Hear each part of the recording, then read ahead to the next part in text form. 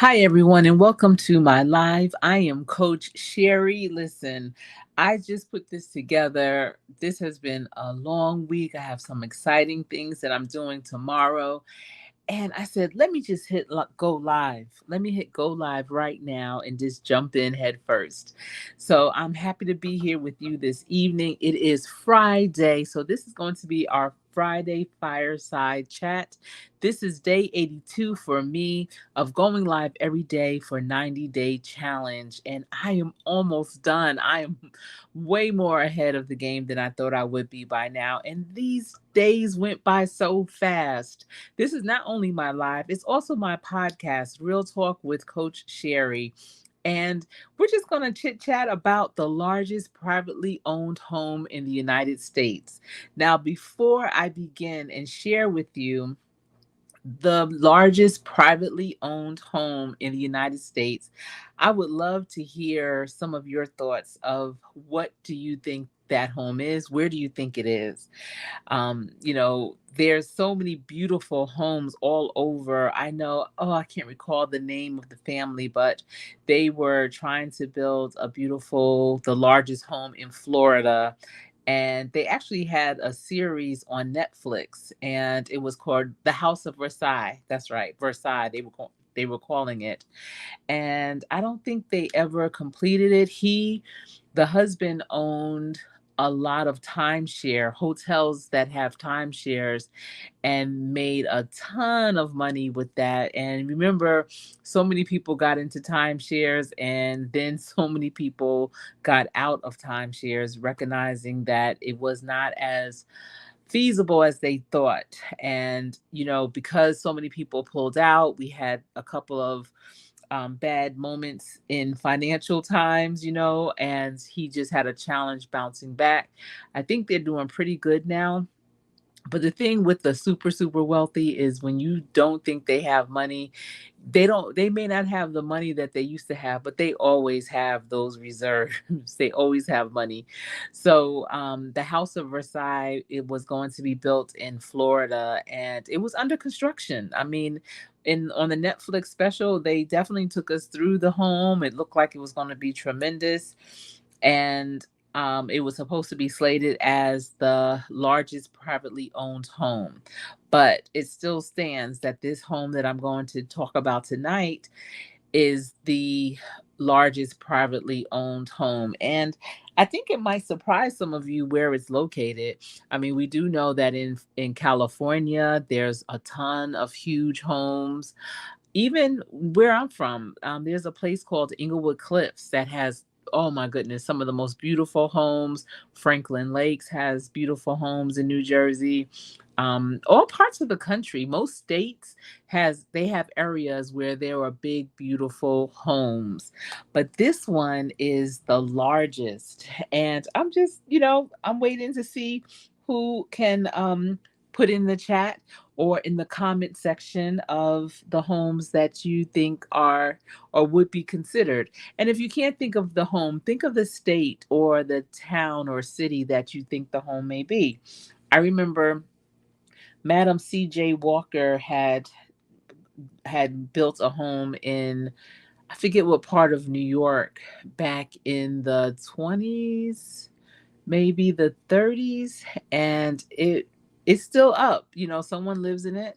I believe I would love to go see it, but that was a massive home, especially for African American women who was just one generation from slavery herself and became a self-made millionaire with her hair products. Madam C.J. Walker built this big, beautiful home and was living near the Vanderbilts and the Rothschilds and such. And that must have been a day.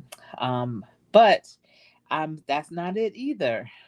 So tell me, where do you think the largest privately owned home is in the United States? And I'm just going to wait just a few minutes to see what you think. Just to see what you think. And I have a lot of information to share about it. And, you know, let's just see. First, I want to go into the difference between a mansion and an estate. Sometimes people use those two terms interchangeably. They may call their large home a mansion, they may call their mansion an estate, and there is a difference. So let's look at what the differences are. So, mansions are typically large, often over 5,000 square feet. So, I don't know. I would think a mansion is larger than 5,000 square feet. 5,000 square feet may seem big, but it's not as big as you think, especially if the home has high ceilings. I would say anything over 10,000 square feet would be more of a mansion type. But also, a mansion would have luxury amenities, features such as grand entranceways, elaborate staircases, high-end finishings like the crown molding, the baseboards, all those fine touches. Whenever I go into a home, I always look up to see what the crown molding looks like. And then I look down to see how thick the baseboard is. That says a lot for the home. And it doesn't have to be large to have those high end finishes either. I've seen some homes that from the outside you would think, mm-mm. And I learned this when, when we were looking for homes in New Orleans. We would look and the realtor would say, "You want to go in and check this house out?" And I would be like, "No." And she would say, "No, come and check it out. Let me tell you, it has some really good pieces, some good bones to it." And I definitely have seen some that where you cannot judge the book by the cover. When you open that door, what? Oh my goodness, it's unbelievable the things that can go on inside of a home. So, homes that are mansions also can have home theaters, indoor pools, and extensive landscaping. They have architectural grandeur, like designed with intricate detailing and visually impressive interiors. They also can be found in urban, suburban, or rural areas. Historical significance: some mansions have historical or cultural values. When we think about mansions, I know the first thing that comes to my mind is not always the most pleasant thing. So the name itself can also be a trigger to some people. And it just doesn't always signify um, good moments in time. But, mansions are abundant, I think, in the United States, especially if they're saying that they need to be 5,000 square feet or larger. There's many homes like that. So they are in abundance. Whereas an estate typically has large land size, which is substantial and often is on several acres. An estate typically has multiple structures, so they include various buildings besides the main residence, such as a guest house, a barn, stable, and private chapel. So they'll have different homes. I know my great aunt in Virginia, her home, and it wasn't considered a mansion by far, and it really wasn't considered an estate. However, it was a farm. It was two levels, but she did have three little houses, on the outside, but they weren't houses. They were like a freezer room, a plant garden room, a storage room. And I wonder if they would call that an estate. I guess it could be, it doesn't necessarily say the size, but recreational amenities may feature tennis courts, swimming pools, equestrian facilities, and golf courses. I see TW Popcorn is in a building. What's popping with you? Hope you're having a good evening. Thank you for being here. And also in the state, they have privacy and they are in exclusive locations, typically located in secluded areas with gated entrances and security measures. And they could be historical or cultural significance as well, often has a storied past or architectural elements of interest. So again, just like a mansion, estates can be a trigger, good or bad, and just depending on, what part of the history you're looking at. But it's the difference between the estate and mansion. I would say the biggest difference is the land. And again, the key difference is the scope and scale and functionality, because estates also typically will have not just the home, but it will have other buildings. It could be a guest house, a pool home, a house, different things on that property. And it also can be self-sustaining. If the estate is on a farm, they may rent out the farm. I know my aunt, my great aunt, she rented out part of her land to have farmers come on, and they would, harvest tobacco, corn, just depending on the year and what the ground was doing. But yeah, so what is the largest privately owned home? So you still might be asking yourself that. And so I am definitely going to share that with you.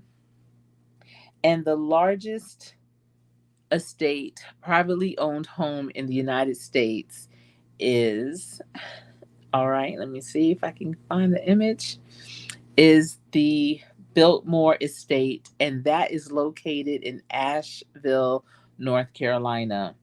It is the largest privately owned home in the United States.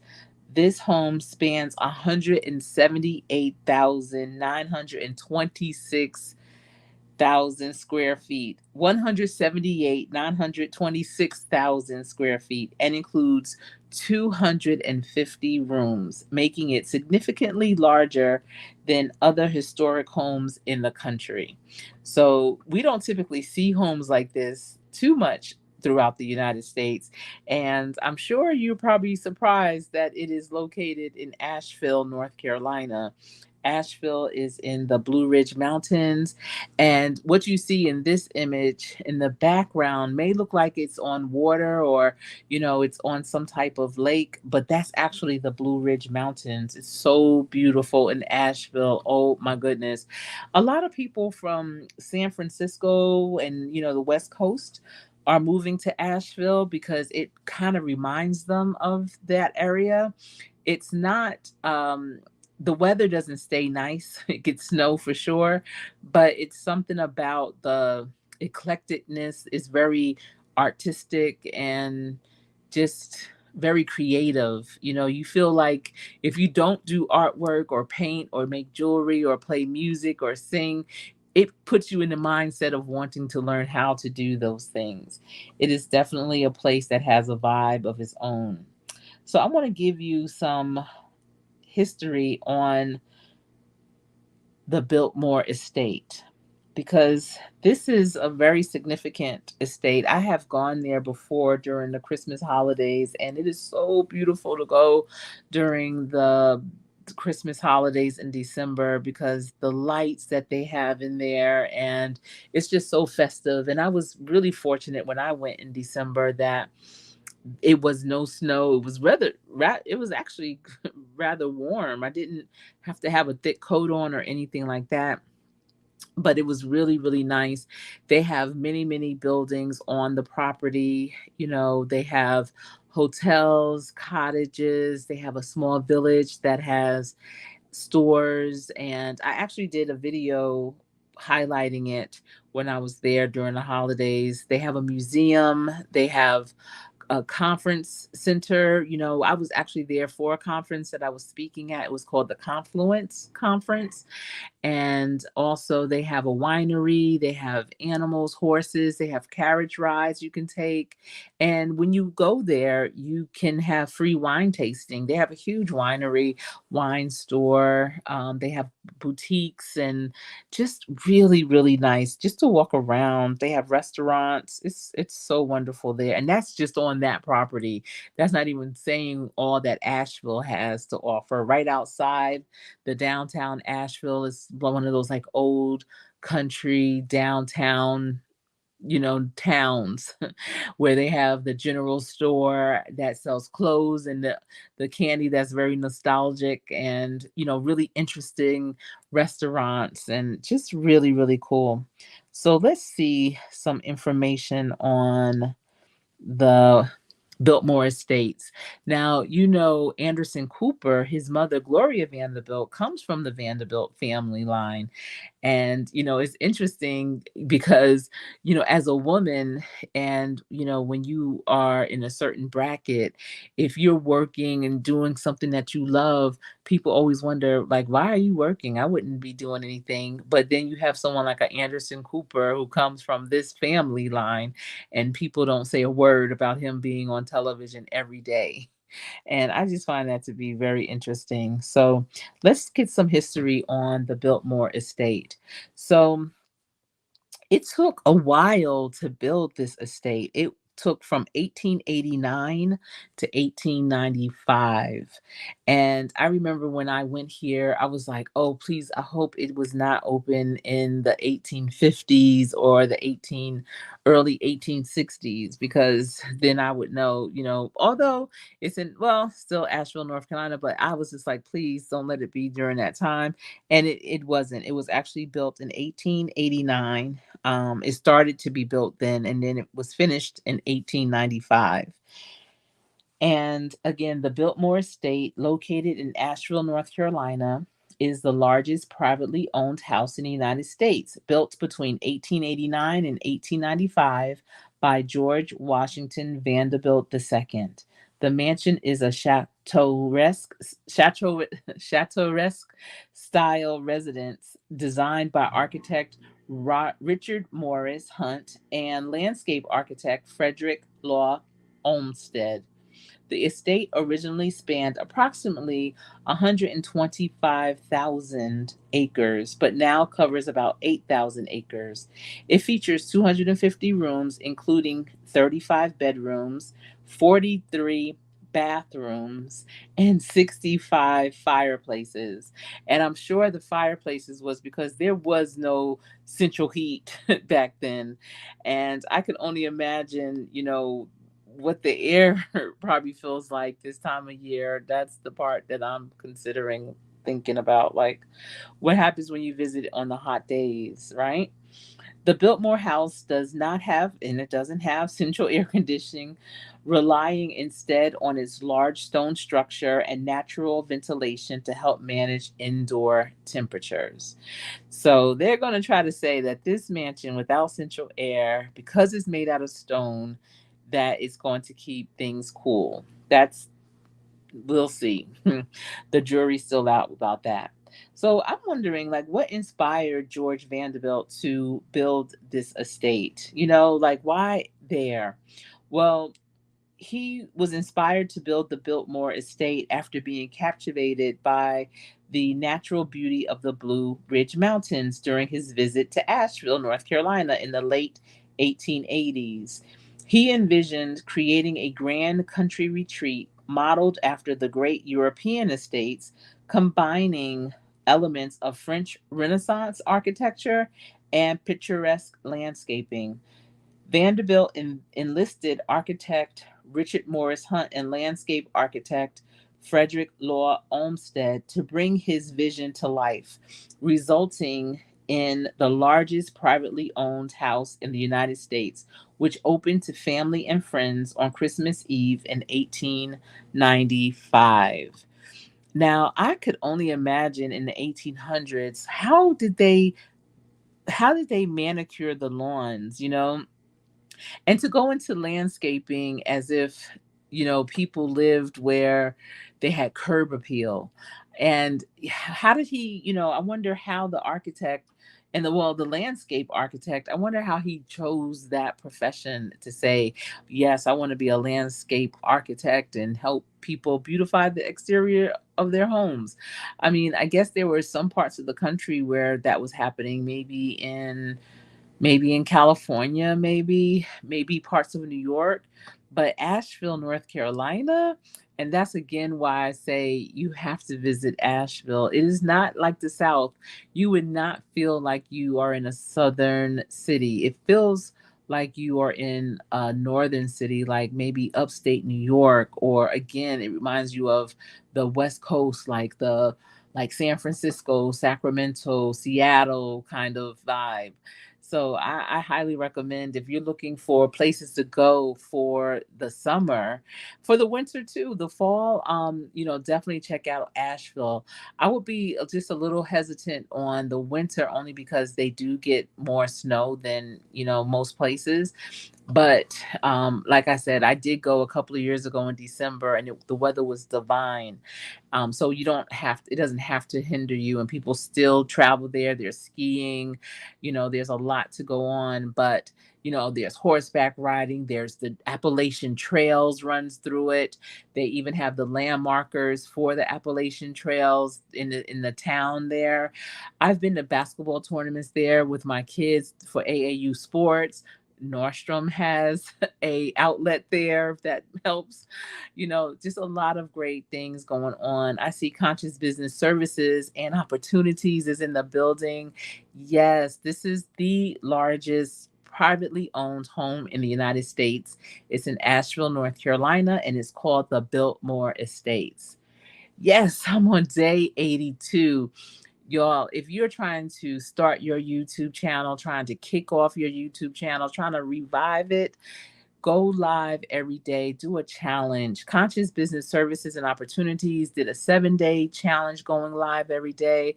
I started out with a 30-day live, then I increased it to 60, and now I'm up to the 90-day, and I am at day 82.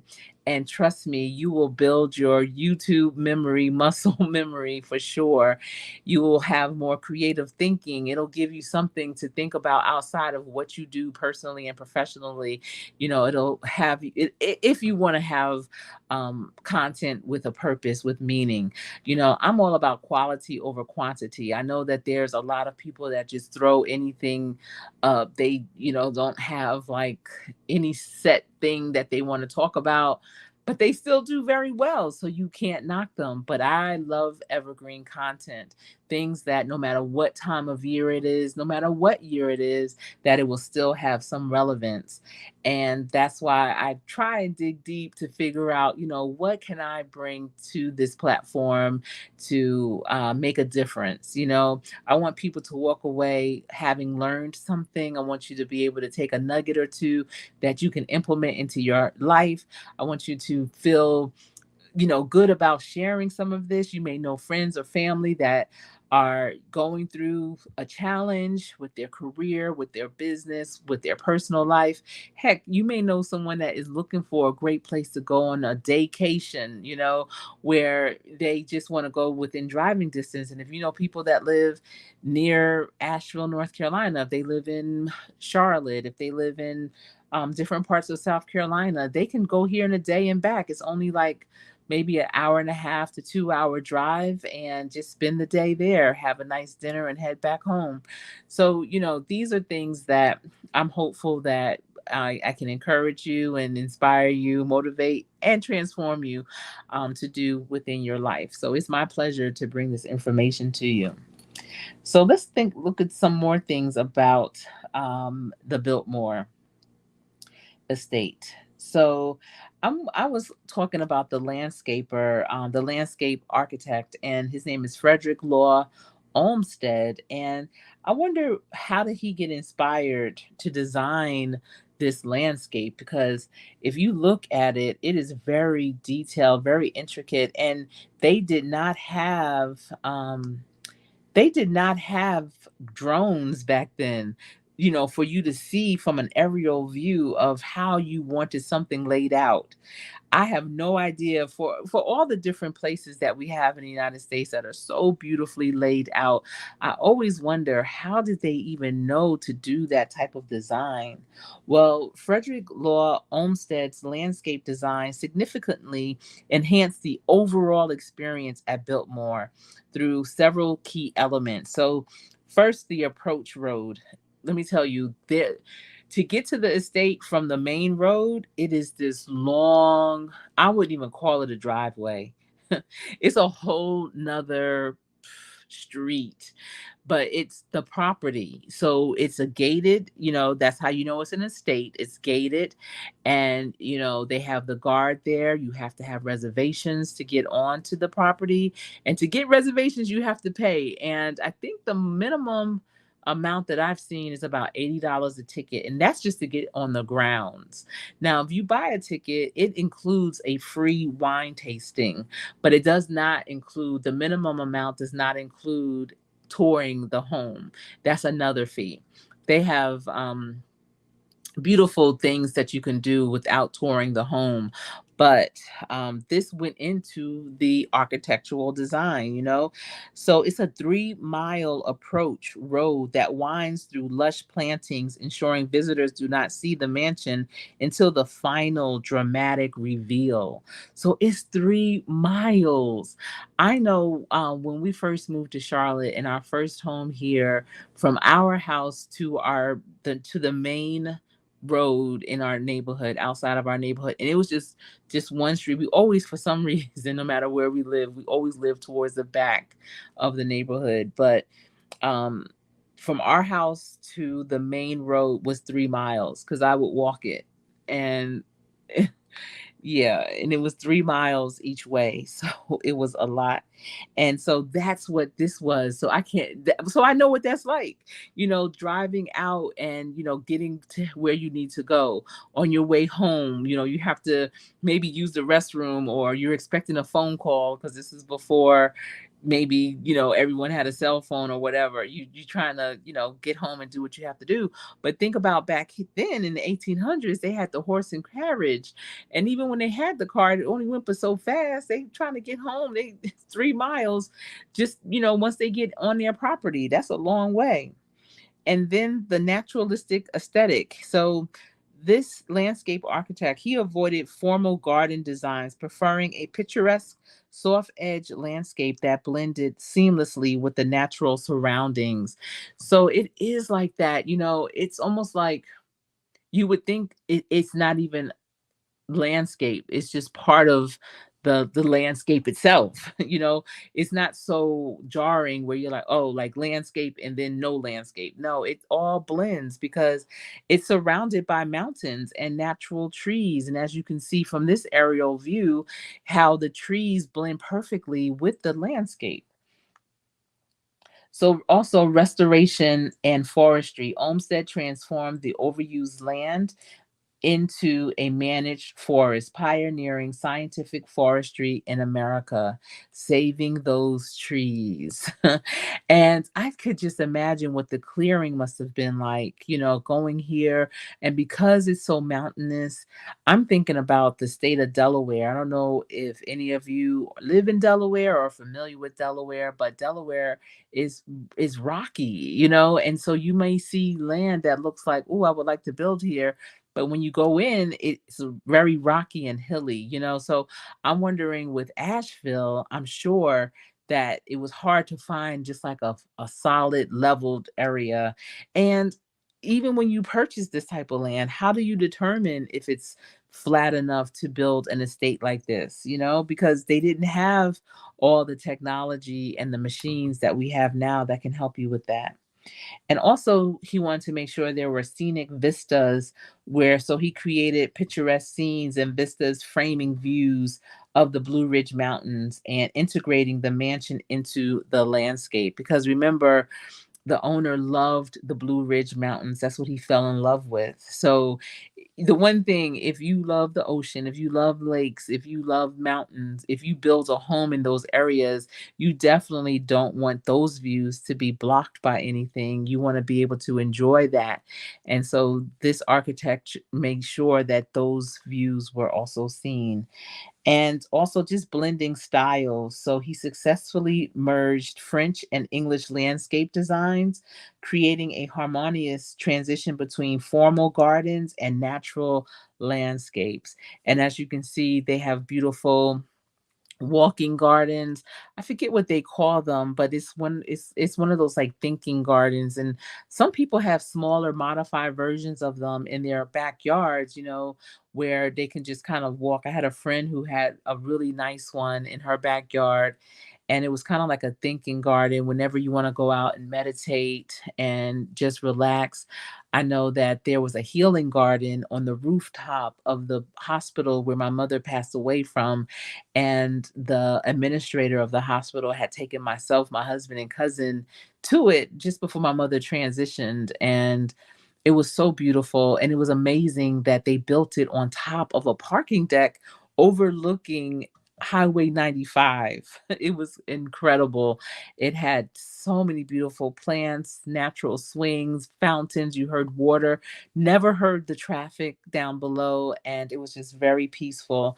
And that's what these types of gardens do. If you don't have a garden in your home, I recommend that you look into having a space, even if you don't have a big space, even if you don't have a home, but maybe have a patio, bringing out some beautiful colors, something that, you can go to and just relax and take back your energy, because this definitely brings a lot of energy to you being out in nature and with one.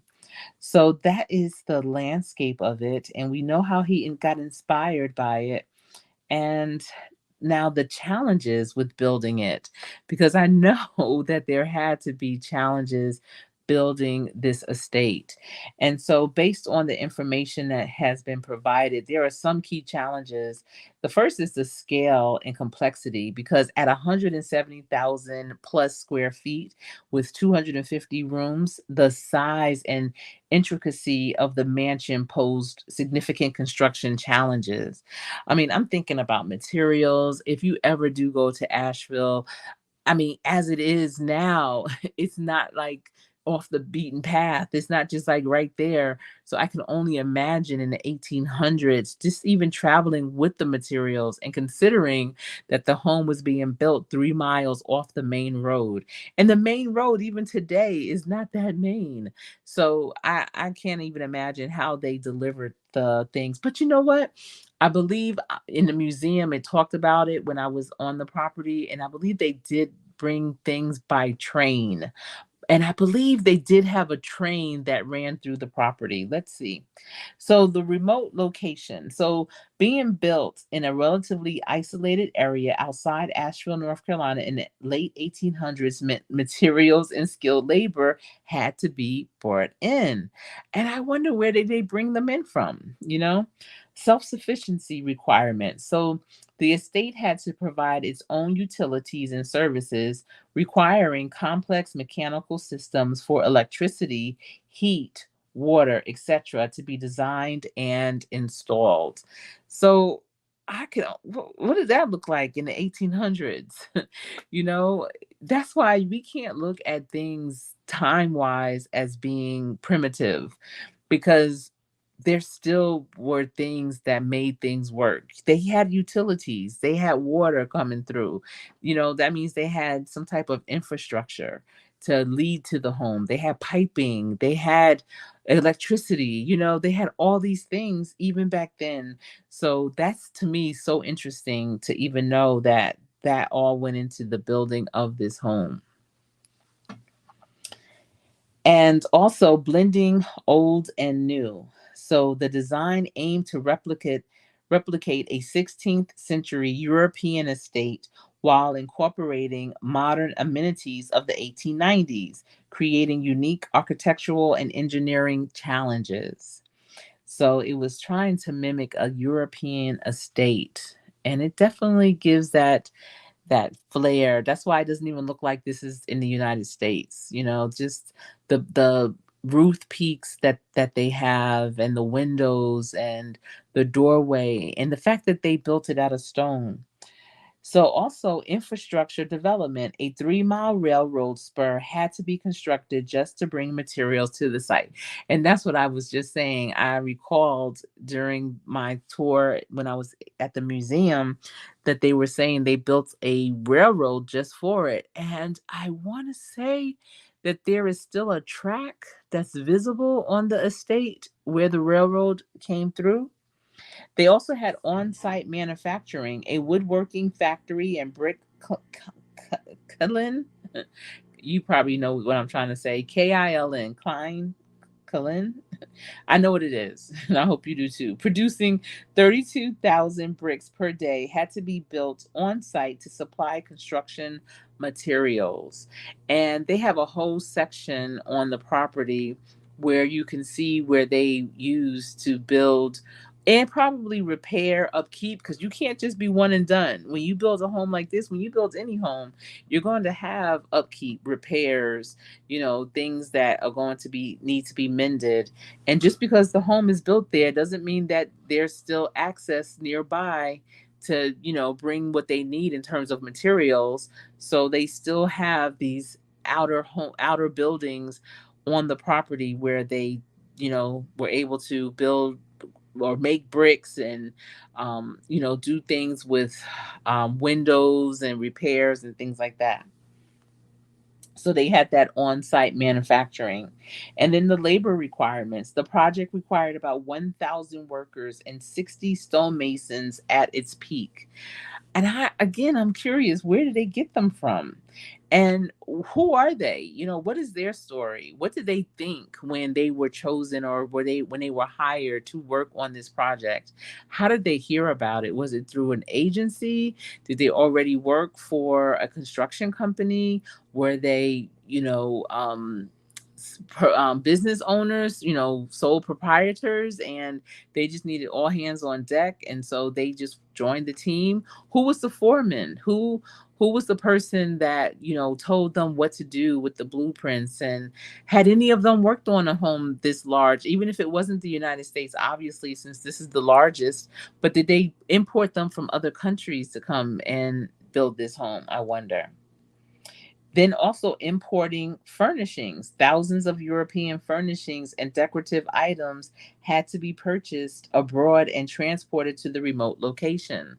So, back then and even now, they probably had to have it on a boat, a steamboat of some sort. It probably took months before the furniture got to them. And back then, it wasn't like, oh, we have this furniture store that has that can furnish a 250 room home. They didn't have a furniture land south like they do in High Point, North Carolina, which would have been perfect for this home. And probably a lot of the furniture had to be custom designed for each room, size specifically for that room. And, that's just really interesting to me that back then they could do that. And I wonder how much that furniture was, because listen, it may not have been an estate, but it's a mansion. It was a mansion. 5,000 or below, or they say 5,000 or above is a mansion. But even to furnish a 5,000 square foot home is very expensive. So could you imagine a 175,000 square foot home? I wonder if they had what kind of indoor activities, like maybe a bowling alley or something. I didn't see anything on that, but yeah, I wonder. And then again, of course, the landscape transformation. Extensive work was needed to transform the overused, overgrown land into Olmsted's vision of managed forests and picturesque grounds. And, you can do the landscape design, but you also have to have a landscaper. And I'm sure back then in Asheville, they weren't just landscapers driving around putting their flyers in the mailbox talking about, I can do your lawn care and all that. No, that takes groundskeepers.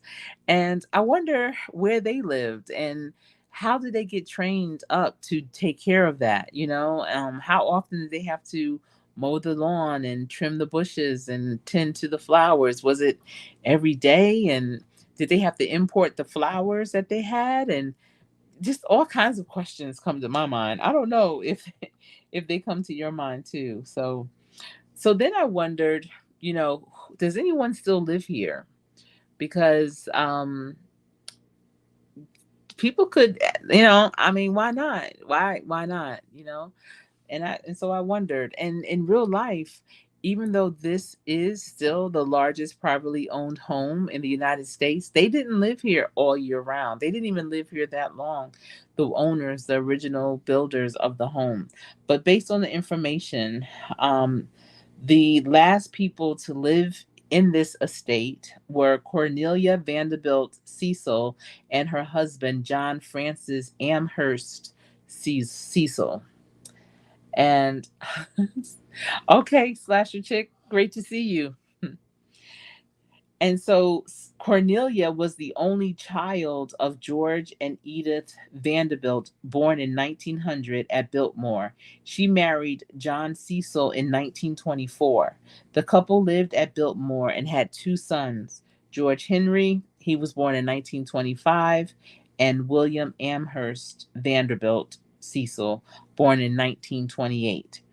While an exact date is not provided for when they stopped living there full time, it's noted that Cornelia and John opened Biltmore House to the public in 1930. This suggests they likely moved out around that time or shortly after, as the house transitioned to becoming a tourist attraction. Now, if my recollection is correct, I believe they opened it up to the public because of financial challenges, and they were trying to figure out, like, how can we make money. Not only did they open it up to the public, but they also charged. The estate has remained in the family's ownership, with descendants of the Vanderbilts continuing to manage it as a tourist destination and business, but not as a primary residence. William A.V. Cecil Jr., Cornelia's grandson, was named president and CEO in 1995.